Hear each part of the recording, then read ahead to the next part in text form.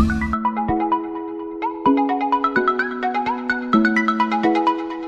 was invited by a friend of mine here just to experience what Startup Grind is all about, Joburg, and I hear it's a beautiful platform internationally as well. Very interesting. A lot of insights into the African business potential. Personally, I like the Startup Grind because it's a very great networking platform.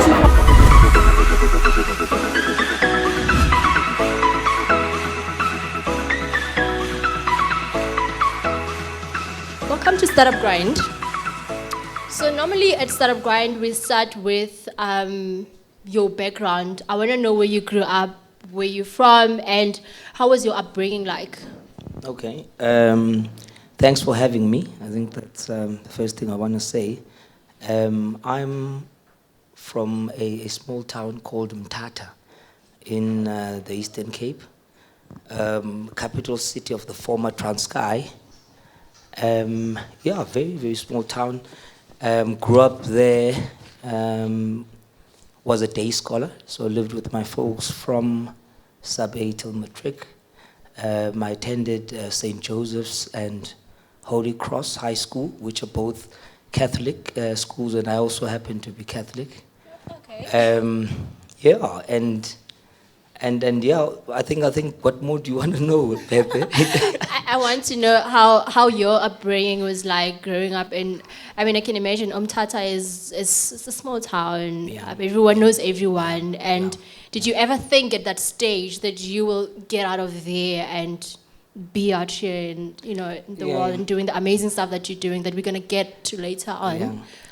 Look, no, I never thought I'd be where I am today, but life sort of happened, and at the time that I grew up in, if you had a bit of aptitude in math and science, the obvious choice was to be a medical doctor, and that's actually where I started and did a year of medicine, and only then was I exposed to other possibilities in life in terms of studies. And it was difficult. My mom was a professional nurse, so she was quite proud to have her son, obviously doing a medical degree. And come end of the year, it was a difficult conversation we had to have between myself, my mom, and my dad, where I said I wanted to change from the medical course I was doing. And just to give you an idea how difficult it was, I actually was on the dean's merit list for chemistry that year. So I'd done quite well and passed my first year, and then wanted to change. And my mom said, look, finish medicine first. I said, that's not practical. This is like 6 years of studies before you even do your internship. So it just didn't make sense. Probably the most surprising thing was that my dad was on my side. So he actually advocated to my mom to say, look, let the young man do what he wants to do and change courses, Which course did you want? I wanted to do actuarial science. I only found out about it at varsity and sure. And I felt that it was more in line with my abilities. I mean, you go and do medicine and you realize that math doesn't really play a huge role in medicine, albeit it's a requirement. And I knew that I enjoyed maths and I was more mathematically inclined than anything else. And this is why I wanted to change. Obviously, things happened, which maybe we'll get to during the course of my life, where directions changed. I became more of I think a leader / manager within a corporate, and then obviously went on to become an entrepreneur and leave formal employment. So it's been many twists and turns and changes. Yeah. But would I change anything? No. I think every lesson I've learned along the way has been critical in preparing me for what I'm doing now. So there've been slips, there've been challenges, but I think they've made one the better. You know? Yeah. And then I want to talk about your corporate life. Yeah. Is it what you had envisioned it to be? Because I can imagine now you're an entrepreneur, you're a true entrepreneur. How was it then? Didn't you feel a bit caged? Didn't you feel like you don't belong here, or? At some point, especially towards the end, I would say yes, but I was very fortunate because I entered sort of my formal working life with the intention to finish my actuarial examinations and be a fellow of the Institute of Actuaries, which you write most of the examinations while you're working. And what happened is that, and I will mention, I was fortunate and I won Employee of the Year, one of the 10 Employees of the Year, quite early on in my career, like in the first year. And the prize was for the 10 people to go to Zimbabwe in KZN with the then CEO, Rian van Dijk, and he came with his wife. We were meant to come with our wives. Unfortunately, mine was pregnant at the time, so I brought a friend, which was a huge joke, as you can imagine, a male friend, as my partner. So anyways... when they talks in the office? We mind, but, No, sure. So anyways, I got to spend time with the CEO. It was just over a weekend. And it was more things like we both loved food and cooking. And so he invited me to his house. So when we came back, we had like a cookout, so I got to know him much more. And he played a major role in my development within the corporate space, which is a fact. I mean, if you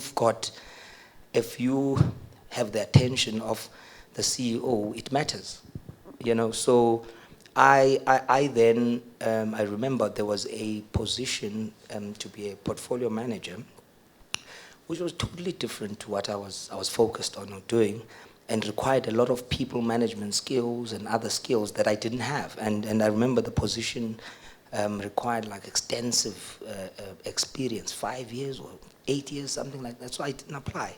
And it was through his mentorship where he said, look, you have to break through sometime, so you need to take chances.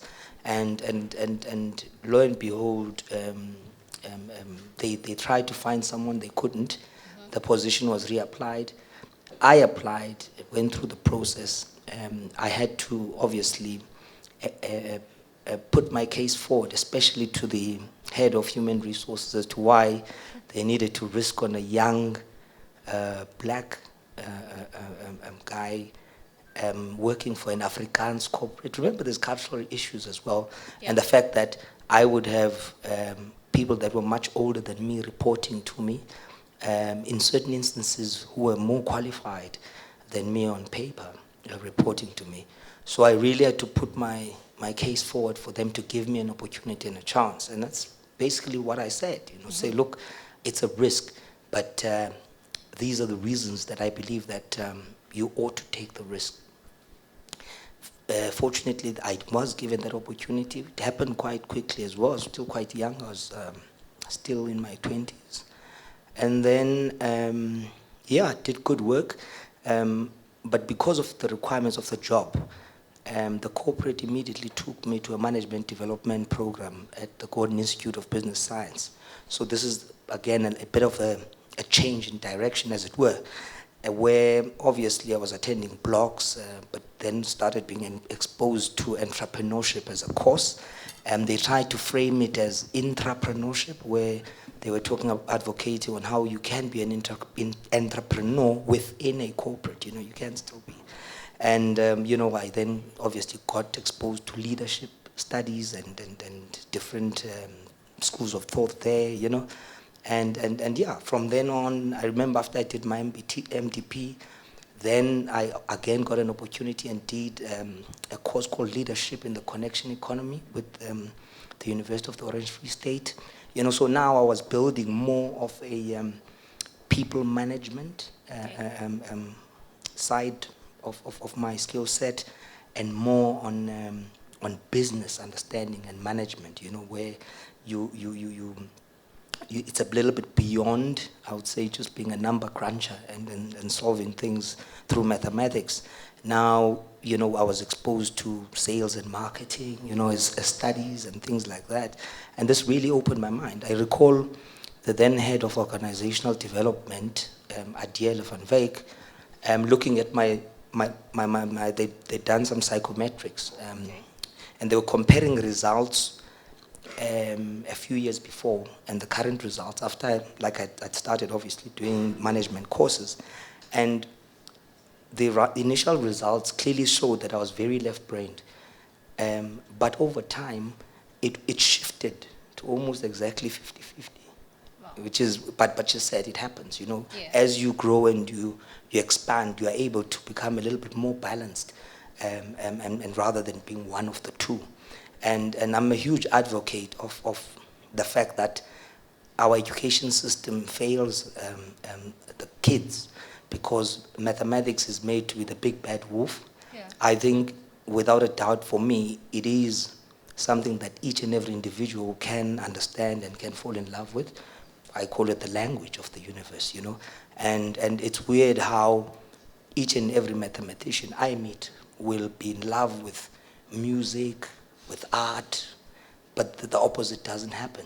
And I think it's because for me, music is maths, art is mathematics, so all of those things. But it's the fact that our education system does not instill that and give a proper base that allows for young kids. That can be very difficult. Remember, kids, and this is the challenge, when a teacher does not have the required level of command of mathematics, they tend to struggle and lose patience with kids because kids tend to ask the most difficult questions. Yeah. And what teachers will do, they'll quickly fall back and say, no, it's a rule, it's a law, and not explain the logic. Has always and been. stuff. Yeah. Exactly. And now kids get frustrated. This thing doesn't make sense. Yeah. And it's the delivery and the way in which it's done that is critical. Yeah.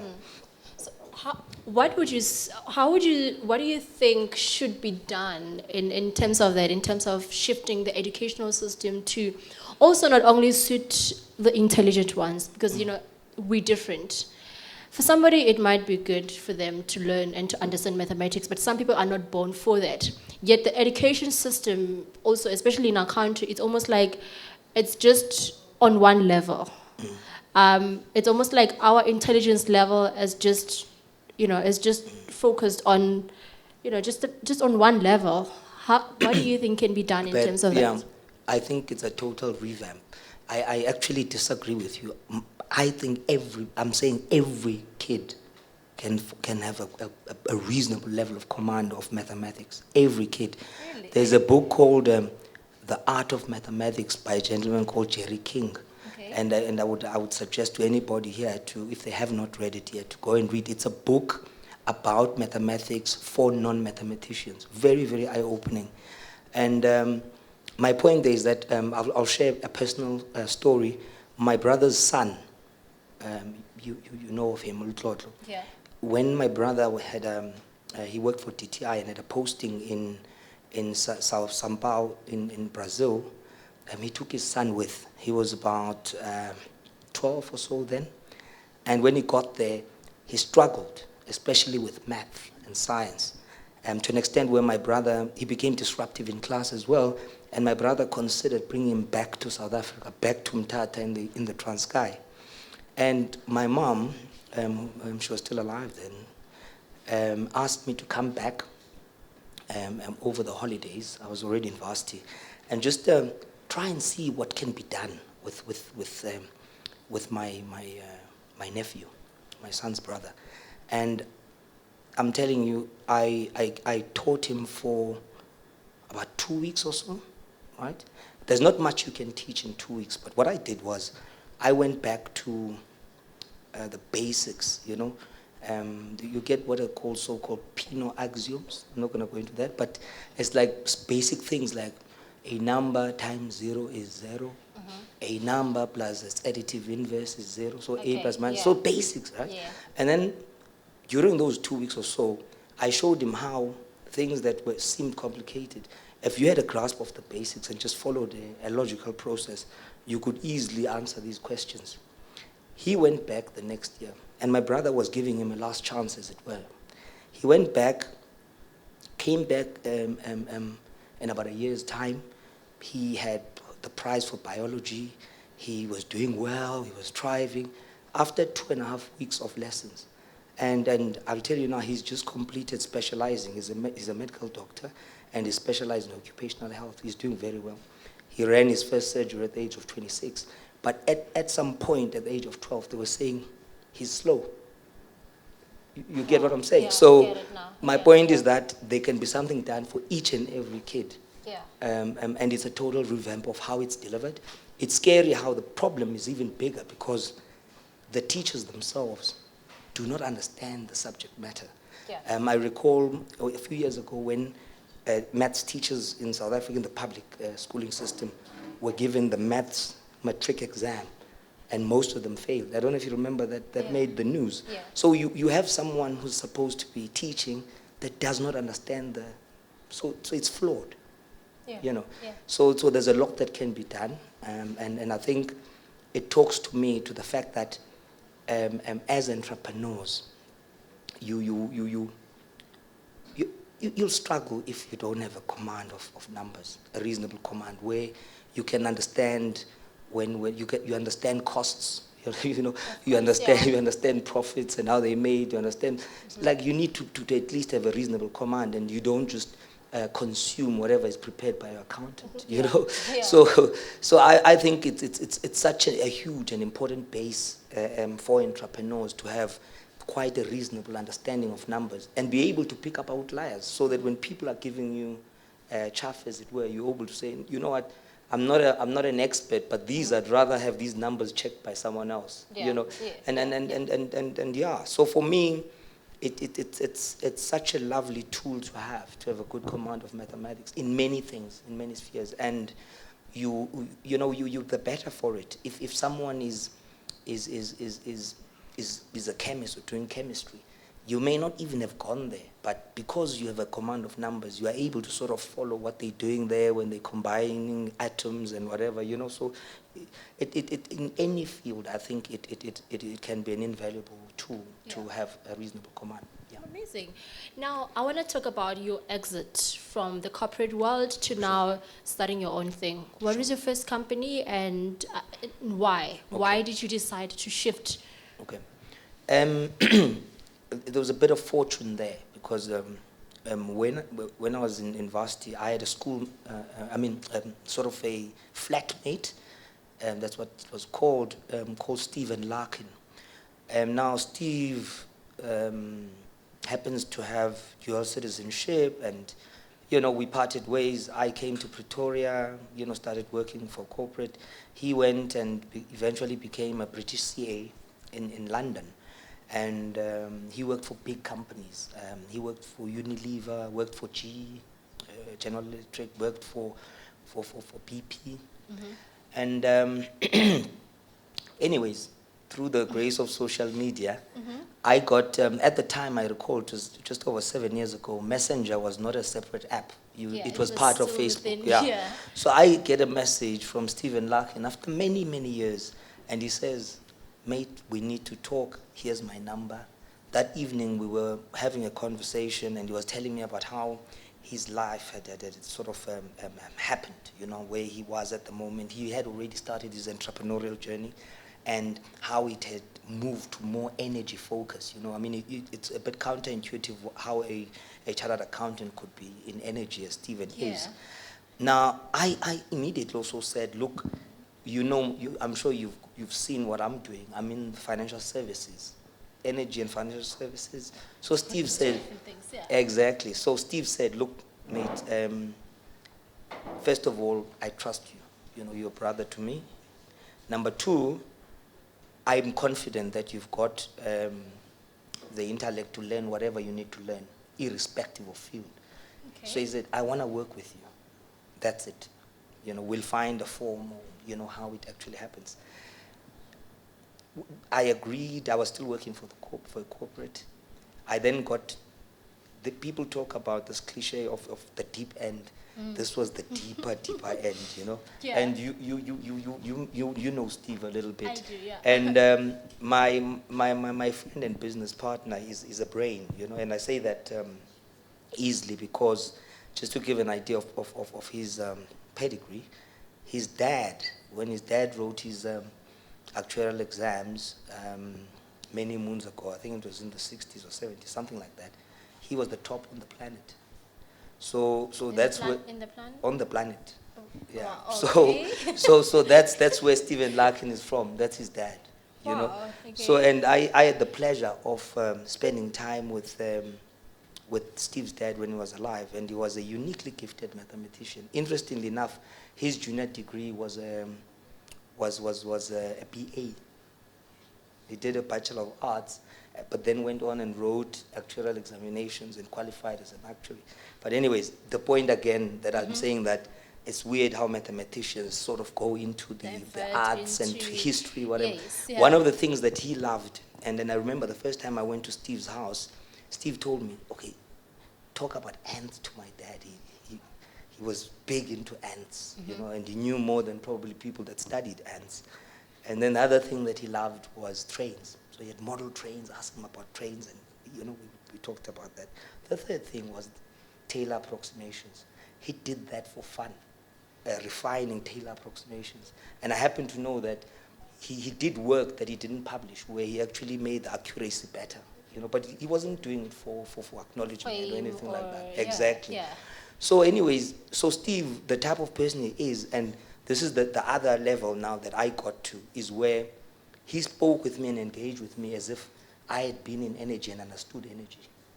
And I'm telling you, Beth, it's a skill that I had to learn very quickly. But what happened is that I would concentrate and listen. And then after the engagement, go and do my own work to understand the conversation that we just had. And then I would go back to him to ask him directed questions to further understand the subject matter.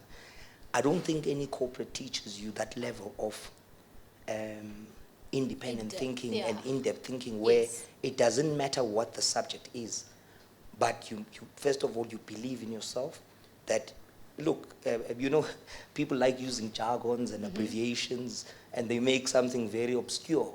But if you drill down a bit, it's actually not that complicated. No, if you, it you know, shouldn't be, exactly. shouldn't be, So yeah. that's one thing that I learned very quickly when I started working. But I was still in a corporate, right? But it soon became clear that I couldn't do both. Right now, because of the type of person I am, I could not do sort of our business's work on my company's time. So as soon as I realized Yeah. that the time Punch requirements, out, yes, yeah. were such that I would have to cheat my employer, I submitted my resignation. They were a bit afraid. They thought I was going to a competitor. So, but I said no. I'm going to start But my you own didn't thing. start and a a company that was going to had compete with services. them. Not It was at all. completely different. Not at all. What I dealt with to share at Momentum Wealth was quite nuanced.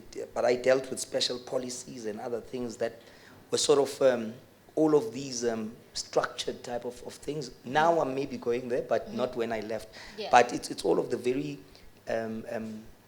difficult products that cannot be system managed. Yeah. So we had to run them on spreadsheets basically. But it's a handful of clients that want quite, I want to say, exotic products and opportunities, and then we would facilitate these. And it's run manually. It's not ideal because no one checked what I did, for instance, you know. So and the question was always there, you know, who checks Sheikh's work? Like, no one does, you know. Wow. Yeah, you know. And then the question then came again, okay, in the past few years, has he ever made a mistake? No, he hasn't. So he's like, okay, we'll tolerate this risk, you know. Yeah, yeah. So yeah. So I then submitted my letter. They wanted me to stay for a bit longer. I said no. I had left it.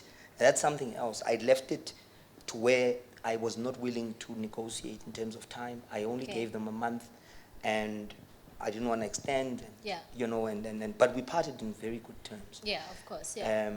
And our exit at the time was founding a company called, we just founded a company called Africa New Energies. It's a British registered entity, and the significance of that is the fundraising element. Yes. In the UK, there's a tax dispensation called the Enterprise Investment Scheme, or Seed Enterprise Investment Scheme, which allows British taxpayers, if they invest in a EIS or SEIS approved company, What's Seed Enterprise Investment Scheme or Enterprise Investment Scheme approved company, it's approved by the British taxman, the HMRC, then whatever contribution they make, they immediately get 30% back from the taxman in the way, similar to 12J, but the taxes that they would have paid, it's a sort of a reduced tax liability. Yeah.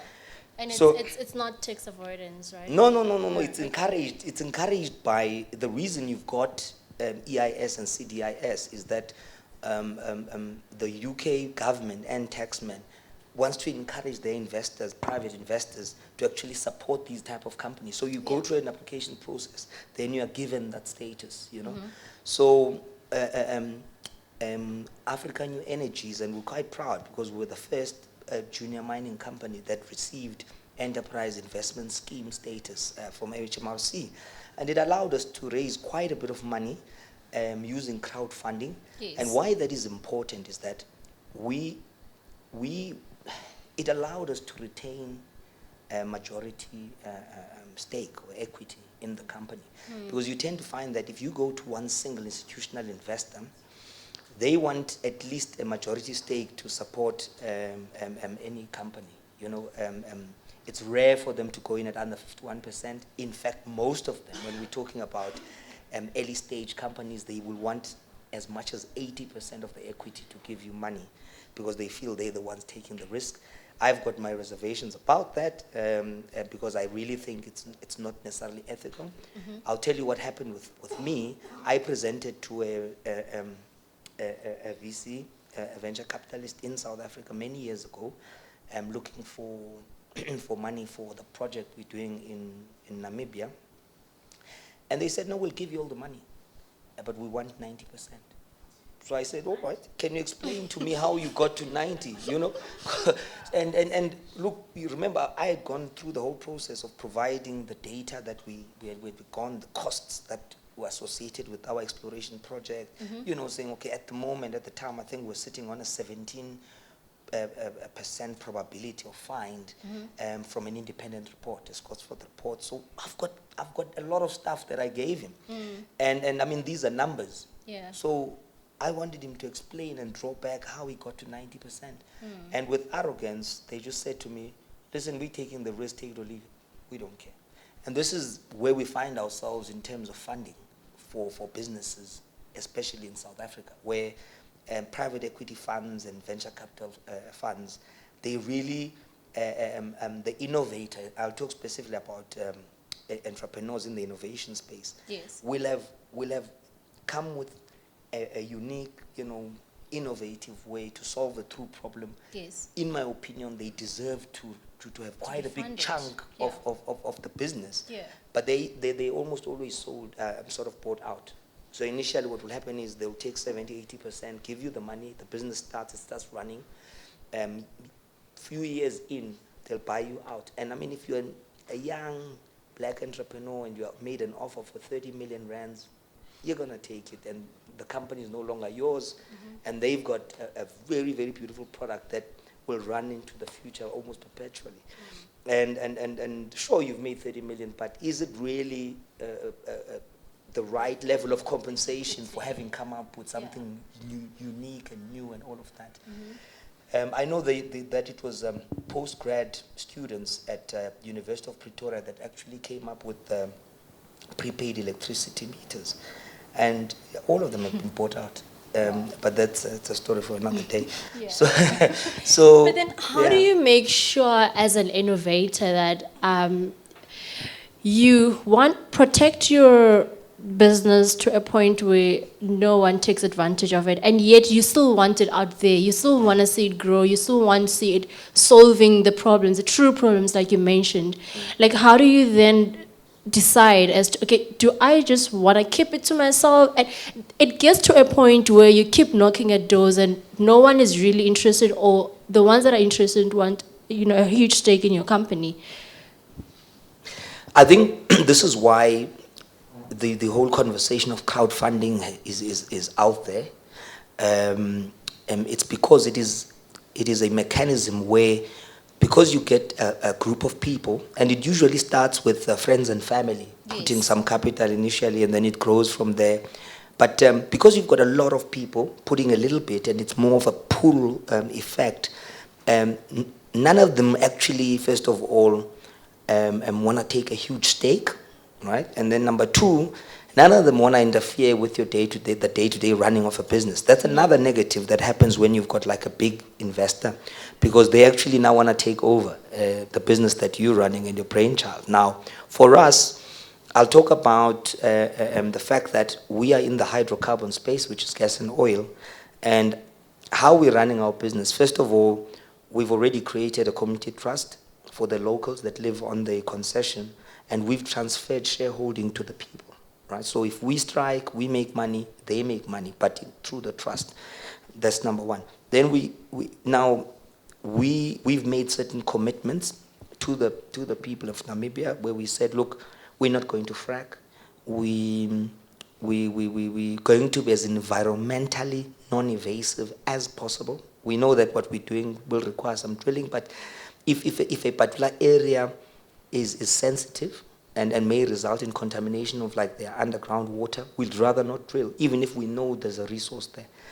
Now, if you and I mean, if you go into bed with true capitalists, they want to make the bottom line, and they will not want to necessarily be that strict on some of the things that we are strict on, right? So we want to exactly like the fact that we won't frack, and it talks to the fact that where we are, and I mean, Namibia is quite an arid area. We're sitting on the second largest aquifer, which is underground water resource on the planet. Now, if you frack, you potentially are going to poison that resource. Now, the people living on the land depend on boreholes and underground water, So it's more of a moral and ethical thing. Absolutely. And when you lose control of your company, where you've got a particular vision, because we actually are in the fossil fuel space, but we're actually renewables guys. But we realize the investment or capex required to actually go like on a solar solution, it's what prices it out. In Namibia, when we did our study, you'd need about 80% of the GDP to actually roll out solar to everybody. And Namibia is the most irradiated area on the planet. So solar is an obvious choice for energy. Mm-hmm. But it's so expensive to set up. Yeah. So we came in and told the government, look, guys, we're confident you've got natural gas. Why don't you find it,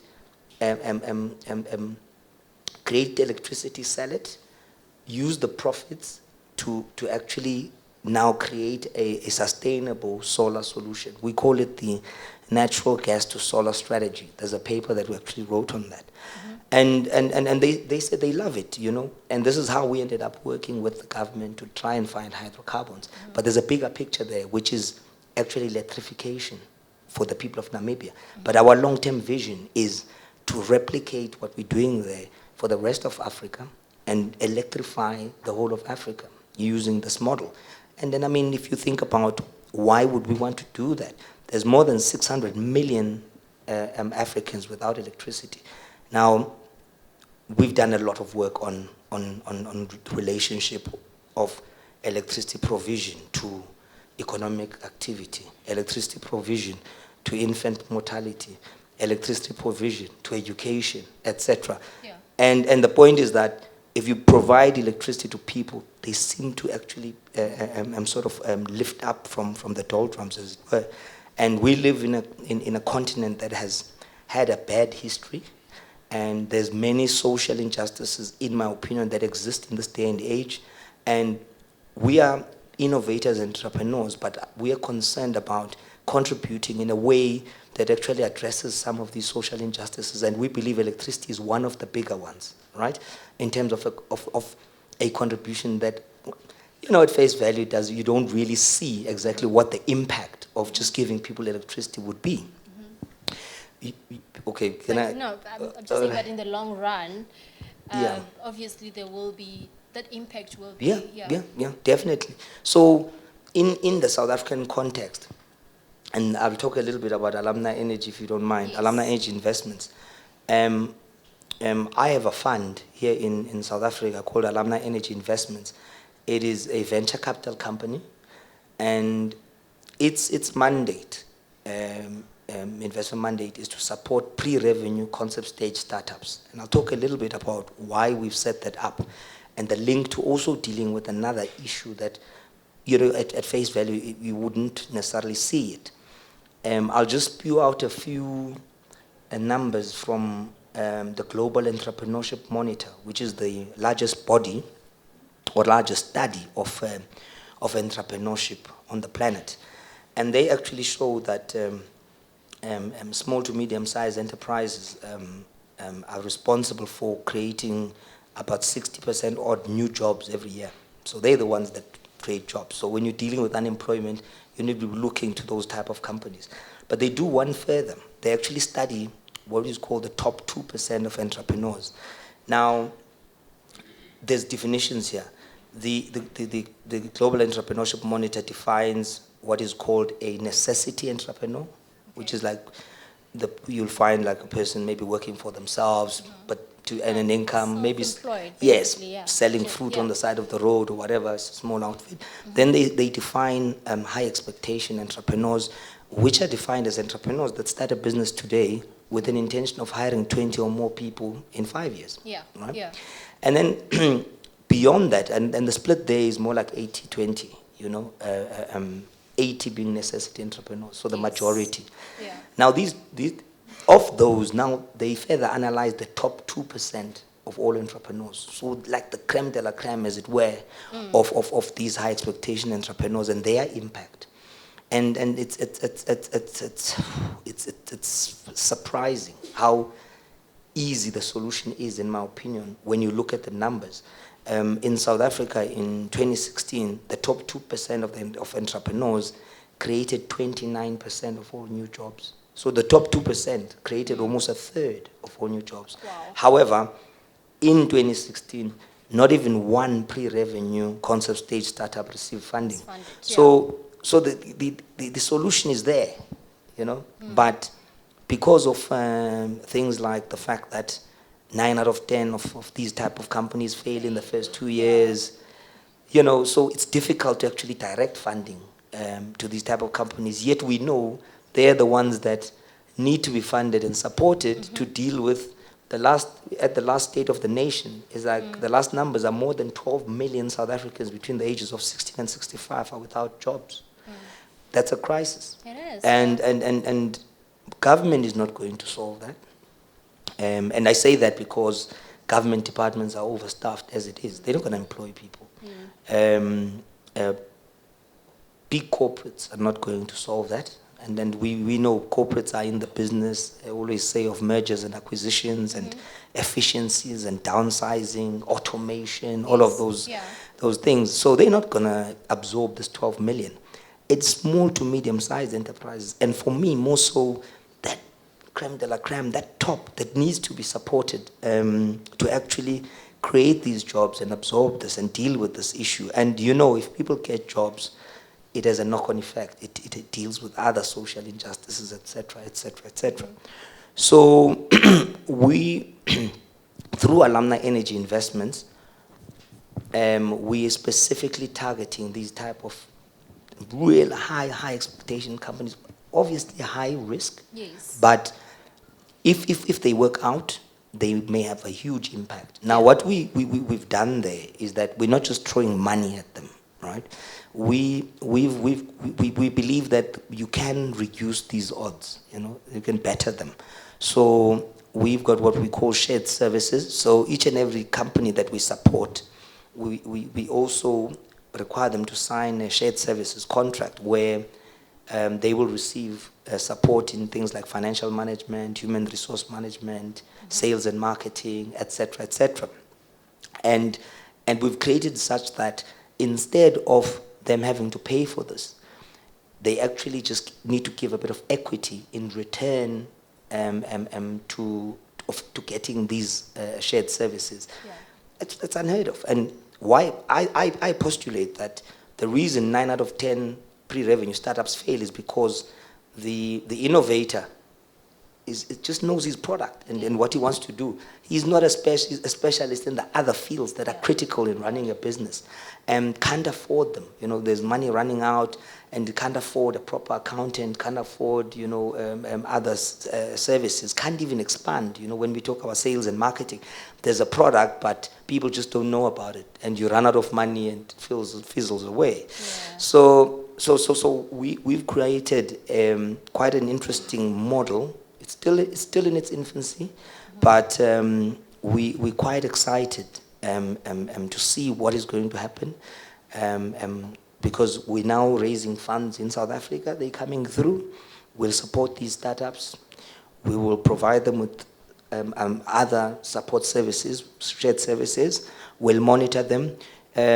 One of the companies I'm supporting is called Cairo Tech. They are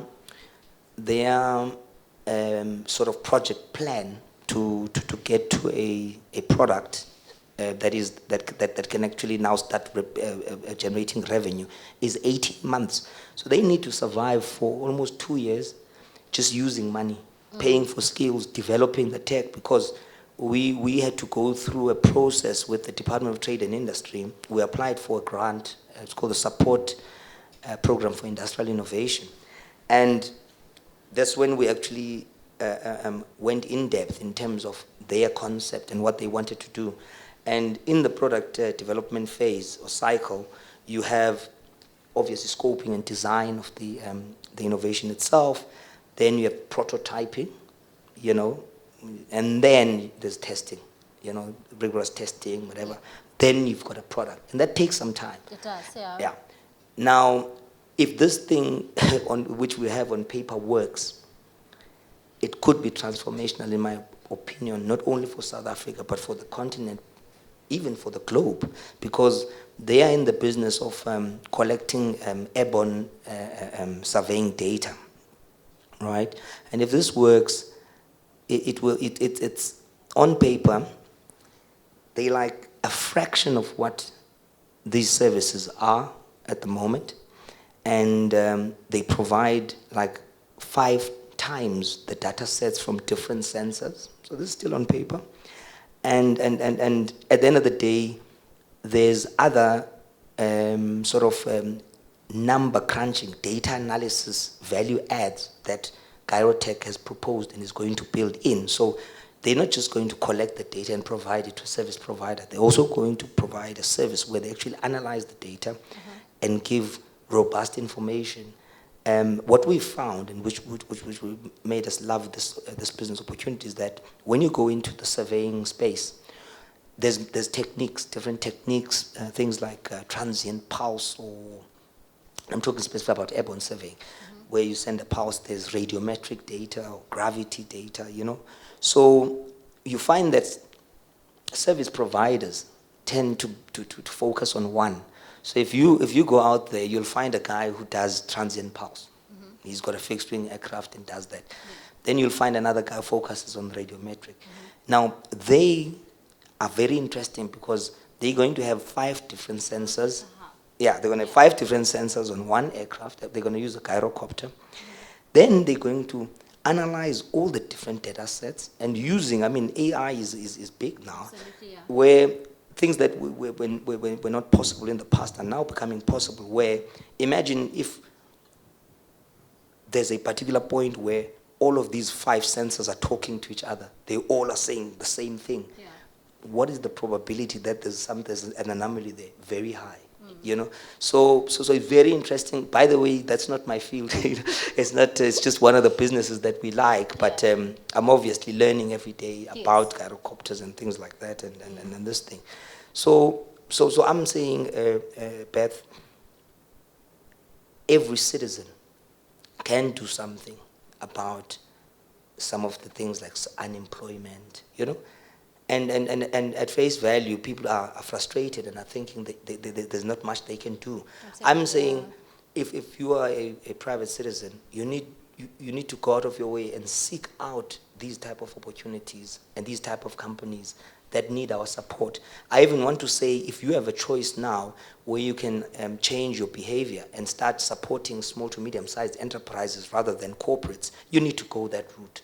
Because these small businesses are the ones that are going to solve our problem. So you may not have a lot of money to invest, but you can make a decision to pay R2 more and buy from a smaller guy than buy from a bigger guy. And all of these things collectively will contribute towards stimulating that sector of entrepreneurship, and in turn deal with these problems I was talking about. Yeah, I totally agree. Okay. Do we have a question from any of you guys? You're fine. You've had everything you wanted to hear. You can leave now. Do we have any question for Shakes? Yeah.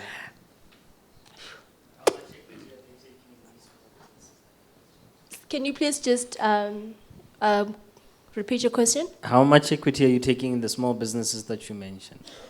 They have different capital requirements. Our philosophy is that we will let the, and I know where you're going, but we will let the inventor retain majority shareholding as far as possible. So we are focusing only on innovation.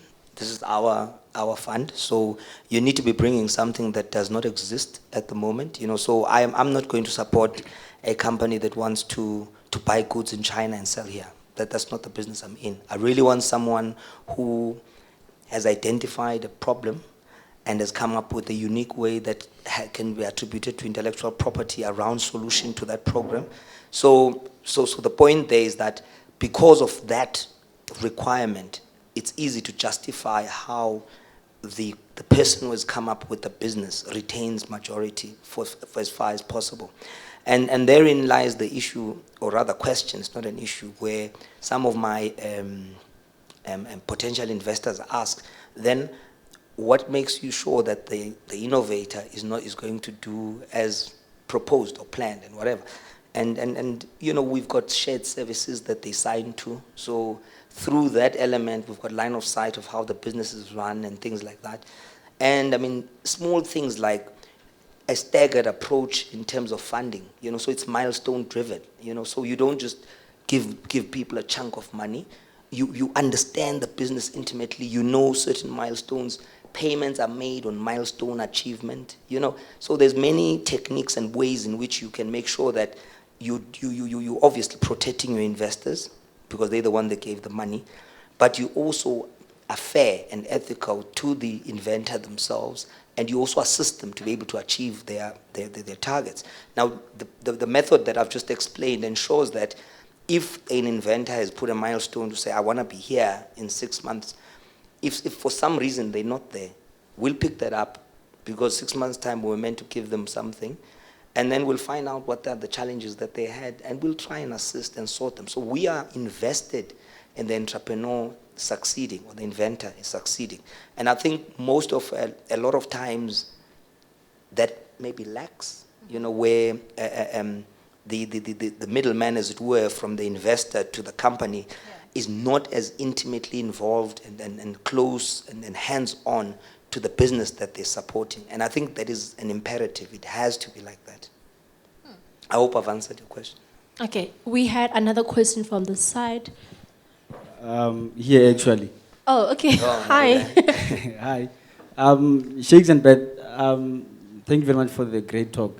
I would like to know about something you've not mentioned, which is Azizah coin. Okay. We were still getting there, okay? No, look. We were still going to get there, but look, you can actually. So it's a cryptocurrency, right? Yes. And from my understanding, it's very different from the other cryptocurrencies that are out there. Yes. And what makes it different from all the other cryptocurrencies out there? The term cryptocurrency is misleading in this day and age because a lot of people assume that coins or tokens, I want to say now, are supposed to be a replacement to fiat currency. So instead of holding a $10 note or a 50 Rand note, you'll rather have a coin, and it is a direct replacement.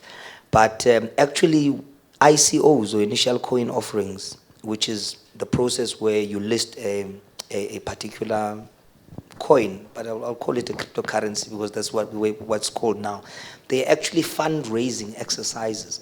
So there's a business that wants to raise funds, and they want to put it out there and get funds to be raised. Now, Azizah coin's intention is to use the current cryptocurrency boom to support startups in South Africa and in the UK. And the reason is because of the tax dispensation. We've created a structure. The South African government, through what is called Section 12J of the Income Tax Act, subsidizes some of the investment into small to medium-sized enterprises. In our structure, we use the Azizah coin to further reduce the risk exposure for people that want to support our startups.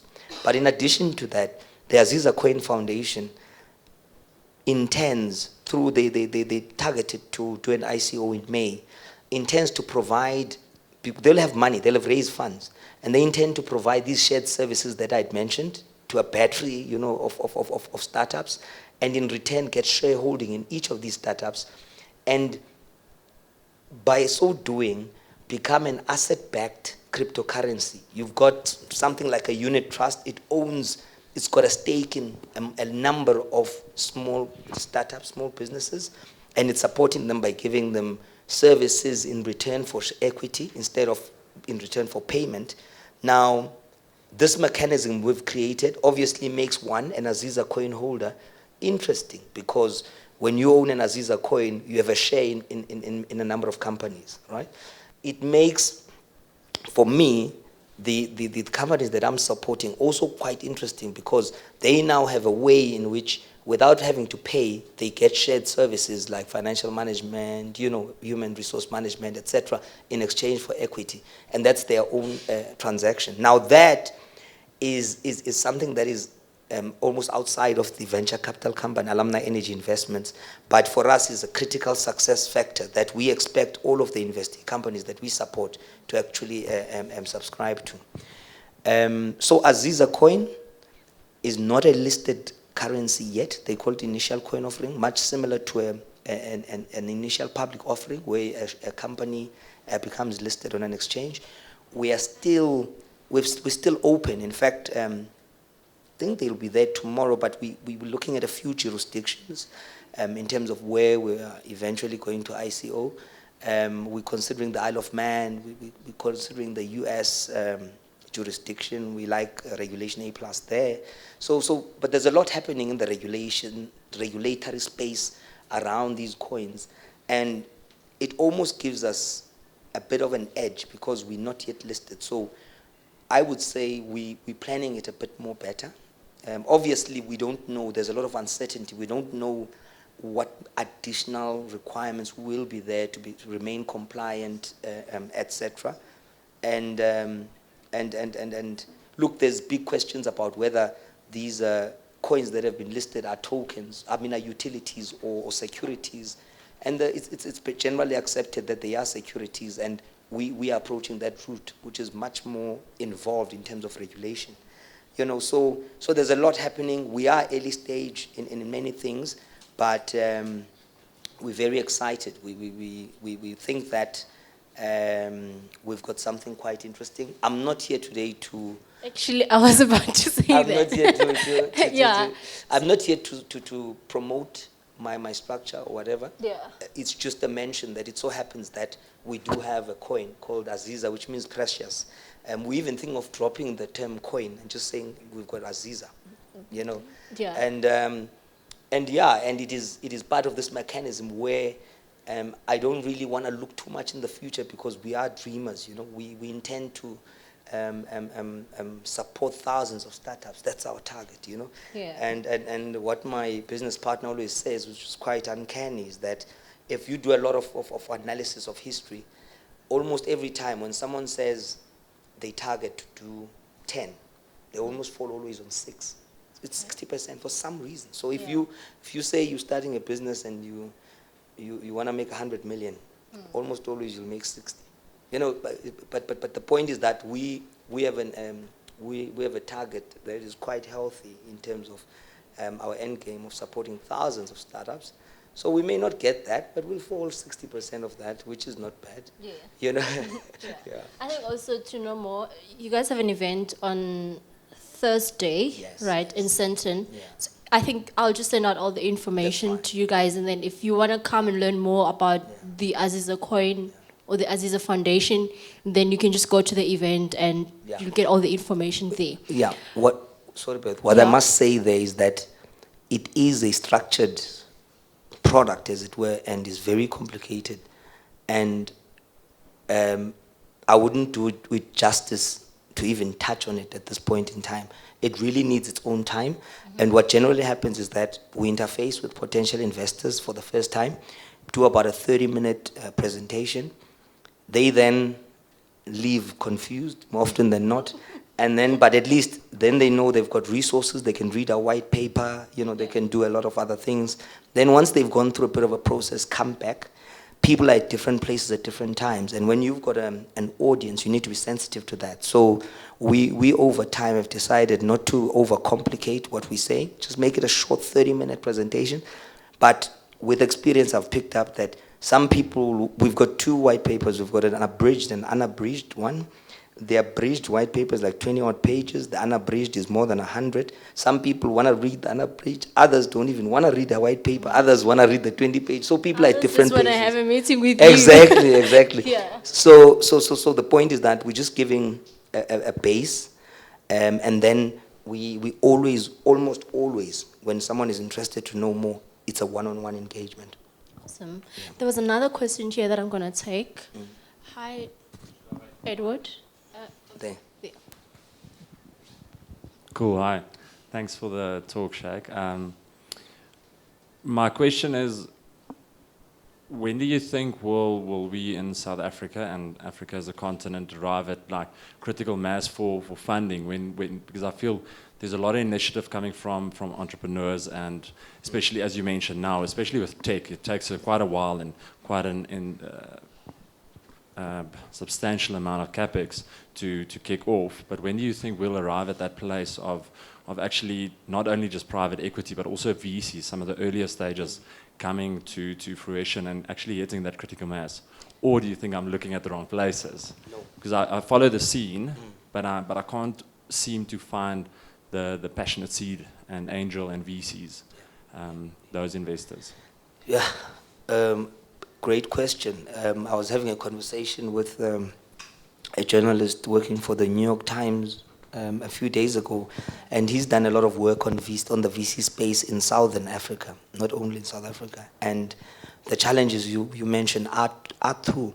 I even want to say I'm not aware of another fund at the moment in South Africa that has a similar ideology and outlook as the one that we're running. You know, it's unfortunate that you need to almost have proven yourself and be revenue producing before you get any money. You know, financial institutions aren't any help. It is a challenge, Edward, and I think it's conversations and platforms like these where we create ethical ways in which private citizens can come and say, we actually want to support startups, want to do angel investing, so more like crowdfunding. You know, the challenge is that at the moment, if I talk about the VC space, if you want to play there, you need to have at least a bar to drop for 3 years. How many people have that? You know, so it's not an easy answer. I think we are pioneering in that space where we are sort of focusing on pre-revenue type of things. I think if we have a big success story and in 18 months to 2 years, one of our companies gets off the ground and becomes like the next Google, then I think we may get some sort of traction from that. You know, because to give you a stat, only 0.02% of pre-revenue startups get funding, and that's mostly in Silicon Valley. So on the globe, it's that low. In South Africa, it's 0, but on the globe, it's 0.02%. Yeah, it's crazy. So we are playing in a very, very challenged space. I wouldn't be able to put a timeline, but I think if my fund, which is focusing on pre-revenue and can show that it supported a company from literally just a business plan, and this company becomes something great, hopefully it may attract other players into the space and attract other private sector investors to actually say, no, we want our money to go here because we understand. I want to say something on that. You know, it's amazing how, again, it's an education thing. When you talk with people and you talk about risk, everyone is like, risk? No, I don't want risk. Now, the weirdest thing is that even if you use just simple expected values, you make more money from risky ventures than from low-risk, dependable type of returns. I mean, if you go into an opportunity and it has a 90% probability of success, but you'll make a little bit of money, not much, and you go into an opportunity with a 90% probability of failure, but if it succeeds, it makes hundreds, if not thousands in returns. And you're smart about how you actually go into high risk and you diversify, et cetera, et cetera. That's where you want to be playing. You want to be playing in the ultra high risk space. Now, because of what you've mentioned, where no money is going there, actually at the moment, the high risk opportunities are extremely cheap because no one is going there. So that's where I am focusing on. One last question before oh my God, now you want to ask questions when I say we're wrapping up. Yeah. Can we get a question from you, Tess? My name is Tabs. I thought I will not speak today, but you have provoked me to speak today. Okay. I have started the first equity crowdfunding platform in South Africa. So it's not that the players are not there, but to bring crowdfunding in South Africa was not an easy job. It has taken me 2 years. And it was done out of a necessity. I don't come from a financial service background. I'm an aviator. I started an airline in South Africa, which was called Skywise Airline. And when the airline was going down, trust me, I was literally getting phone calls from every loyal customer that please, we want to buy shares from you on Skywise Airline. We want to be an equity partner in airline. I had no mechanism to take all that kind of money because every day, literally, because we were flying 5 flights a day from Joburg to Cape Town. When I did research on this crowdfunding thing, when I did research that how should I take this money, which all my loyal customers are willing to pay me, at that time I found about crowdfunding. I'm talking about now 2 years ago. So maybe people, I don't know, I'm not sure if you guys are aware of crowdfunding. It's not that the options are not there, but maybe you have not done your research there, that what is crowdfunding? I mean, I hunted my COO, he is into crowdfunding space since last 5 years now. So when I started, I mean, for the airline itself, I did a haphazard effort to start a crowdfunding platform within 24 hours, but that was shot down by FSB. So from that day, I decided that I will go and do all compliance and legal ring fencing. And it took me 2 years and a lot of money, obviously. It was not an easy job. So yes, there are options, but there's a lot of capital which I have been putting in this project since last 2 years. I have not launched it. I have launched it yet. If you can go and see uprise.africa, you will find out. But I've just done one project launch because I want to test the water. I don't want to be victim like I was before, because I was made victim of my racial bias. I'm not a South African, I'm a foreigner. And it was not easy for me to compete in that airline space. So I'm a bit nervous going all in. So I'm building around a support network around me. So when I go in with a blast. Okay, thank you. Wow. Can I ask a question? Skyways was also going to Mthatha, right? Yeah, I recall, because they were competing with SAA Airlink that were charging exorbitant fees. I mean, a lot of friends and family were very excited when you actually came onto that route, But we know how, unfortunately, SAA, I know for a fact, strategically bleeds new entrants into the airline space. It's unfortunate. And to go a flight from Joburg to Mthatha, it's a very short flight, but you easily pay 4,000, 5,000 rands. It's crazy, So I do I do sympathize with what you are doing. You don't need to sympathize because I got a very fortunate exit. I got my Chinese investors, so I'm only coming back in 2020. So no, I was very lucky. Yeah. But not everybody is lucky because I had that international investors around me. Sure. But you see, not everybody is so lucky. So out of necessity, I have launched this project. And this, within 6 months, I was an award-winning airline. Trust me, within 6 months, I will win an award for this platform. Okay, no, Amazing. good luck, good luck, good luck, good luck. Okay, I'm taking one last question. Okay, you both. Okay, just keep it very brief. Chicks, keep it very brief. Okay. We ran out of time. It would be actually great to just speak the whole night, but some people have to go. What's your question? What's your name? And what's your question? Hi, I'm Luca. You mentioned that you weren't using fracking in Namibia. Yeah. What extraction methods are you utilizing? And We've not started drilling yet. We plan to drill our first exploration wells third to fourth quarter this year. We still are in the market to purchase a rig. They're quite cheap at the moment with what happened with the oil price. And cheap is relative, but if you look at what they were when the price of oil was around 110, 120, it's reasonable bargain now. But then you've got costs of mobilizing the rig to Namibia, etc., etc. So at the beginning, before we actually even go to the extraction methodology, as it were, we just need to first just prove the presence of resource. So all the work that we've done up to this point has been on the surface. We've done geochemical sampling as well. We've found many, many seeps. So we know there is an active hydrocarbon system there. It's just that geochemical sampling is unpopular because seeps almost happen horizontally. So where you get a seep, the resource is not underground. So, but we're quite confident that we actually innovate in the space. So the traditional, we asked, and I'm sorry I'm going to be brief, but we asked one of the leaders in seismic technology, a gentleman called Dr. Jan Beite, to give us a project plan and cost what he would do on a concession the size of ours.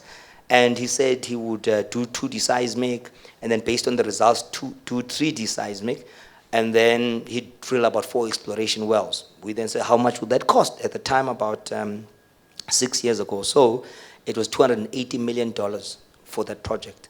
Right? But this includes rig mobilization, etc.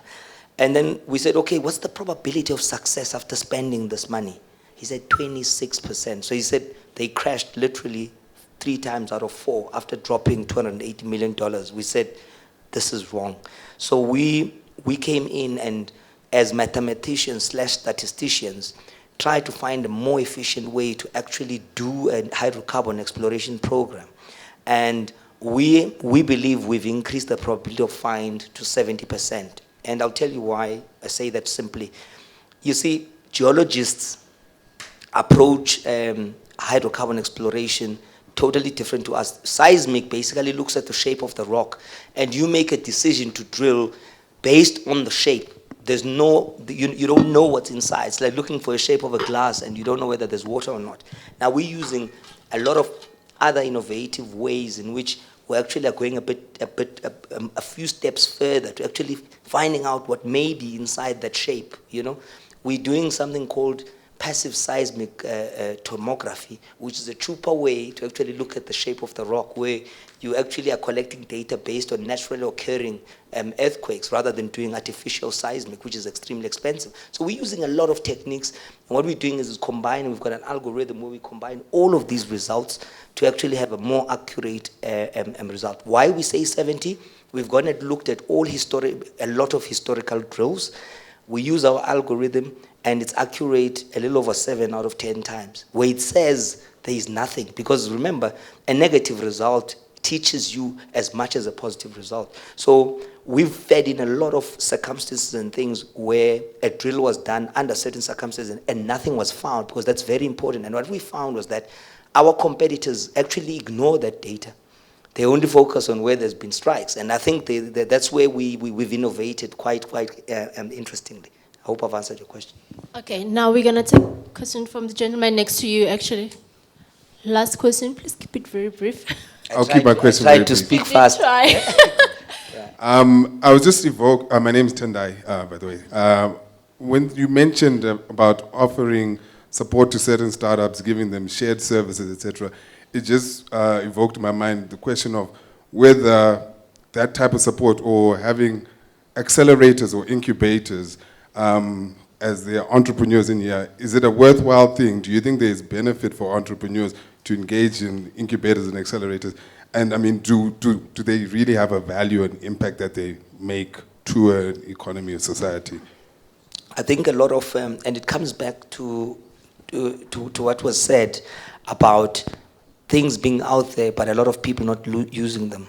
And case in point is, I think accelerators and incubators are great and necessary and magnificent. The problem is that a lot of entrepreneurs are not using them correctly or using them to the level that they could actually use them to actually benefit their business. I think I've sat in platforms like this where I've bitten my lip, where entrepreneurs have said that government is not supporting them as entrepreneurs. And that is not true. If you go and investigate what is out there that the South African government is doing to try and support small to medium-sized business, there is a lot. But people don't go out and investigate and find out what are the different options available. I mean, I talked about one piece of legislation, Section 12J. It is one of the most generous laws out there in support of startups on the globe. I mean, so there's a lot that the government is doing, but it's a difficult space. It's difficult to get money into there, but they're trying. And it is us as entrepreneurs that need to sort of work with them. I think there can be a lot of work done in education, and these platforms are critical, where people share their experiences and options and other things, so that other entrepreneurs know that it's not easy, but there are ways and avenues out there. You need to, I mean, crowdfunding is a beautiful one. We raised more than 100 million rands in the UK via crowdfunding, 400 odd investors. You know, so there's ways. It's not easy. We needed to be enterprise investment scheme accredited first. We needed to be, fortunately my business partner lives in the UK, but for most South Africans, they wouldn't have that option. I'll make an example. So there's a bit of circumstances, fortune, you know, but research, and find ways, fight through all of these battles and challenges, and find ways to make your business work and find the money to do it so. Wow, totally agree. Please give Shakes a hand, guys. Now, no, we have come to the end of a fireside chat, but before I let you go, do you have any advice that you can give to somebody who's just still in the entry level, just, you know, starting out, perhaps still very confused as to what they want to do, but they are definitely sure that they want to be in the entrepreneurial ecosystem? What advice do you have for that person? Number one, if let's say you're formally employed or you're doing something and you want to be an entrepreneur, first thing I would say, it's a few things. Number one, you have to downgrade. You have to downgrade big time. So we always say that an entrepreneur's car is a fully paid up car. So if you are able to do without your Mercedes or BM and buy a small car cash, I would downgrading. That's my point. You need to cut what you need to survive on a monthly basis as the entrepreneur. Okay.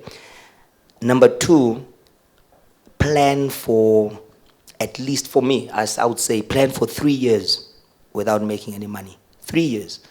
So a lot of entrepreneurs, they think that you come in, it's lovely to be an entrepreneur. They think a few months of work, they'll be driving a big car and they'll be fine. The reality is very different. You need to understand that if you don't run out of money, a lot of entrepreneurs do and have their houses sold and have, you know, things. It happens to most entrepreneurs than not. So you plan for it. Plan for at least 3 years, you know, living quite frugally. But the reality is, it might not shoot off after 3 years, and you might have to move back with the folks and whatever the case is. This is the life of an entrepreneur. Yeah. And if you look at the stories of most dollar billionaires, they've had horrible times, you know, at some point in time. It's a few that have not gone through some sort of bankruptcy scare or whatever the case is. So that would be the second thing that I would say, is that you need to plan for 3 years. And I think the last thing I'm going to say for me is that you need to surround yourself with the right type of people. And one of the things that I picked up was that one of the dangers for an entrepreneur is, for me, arrogance. Now, and I mean it in the following way, is that when you're starting out, you have to be everything. So if I need to be, and I know Gareth mentioned this, but you need to be able to go make coffee in the kitchen and bring it out to a potential, investor or to a business opportunity. If you need to be the one that receives them when they arrive, sort of like a receptionist, you need to be all that. If you arrive before and the floor is dirty, you need to be able to quickly grab a broom and sweep. And a lot of people that I find is that they leave, especially the corporate world, and come into the entrepreneurial space with a lot of baggage that I attribute to arrogance, and they think they're better than certain tasks or better than certain things, and you cannot be that. Yeah. Wow. Okay.